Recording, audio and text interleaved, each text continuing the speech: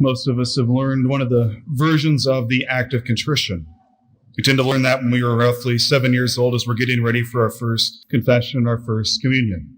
There are a lot of different options out there. They're all valid. They all fulfill this purpose we're supposed to have of acknowledging our sinfulness and opening ourselves up to God's grace. But they usually begin with some sort of acknowledgement of our sinfulness, our failures, the fact that we are not yet the people we're supposed to be. Then it moves into expressing why we're sorry.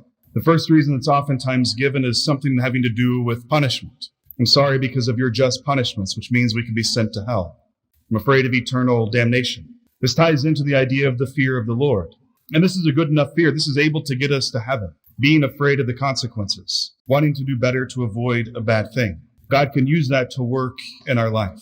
But the prayer goes on from there. There's some sort of version of, but even more so, I'm sorry that I've offended you.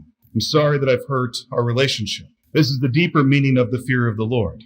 We call it oftentimes a filial fear. We're upset that we've hurt the relationship. And we can see these different levels and the different grades in between and the different relationships that we live in our life. The child is oftentimes afraid of the punishment that their parents may give them. Spouses may be upset at what their spouse may do if they find out that they've done something wrong or they did something contrary to their wishes.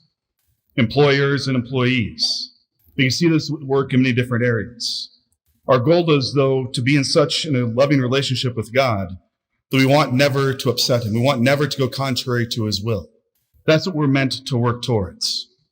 And in the act of contrition, we go on from there to expressing some sort of amendment to do better. I want to keep that in the back of our mind as we look at our parable today.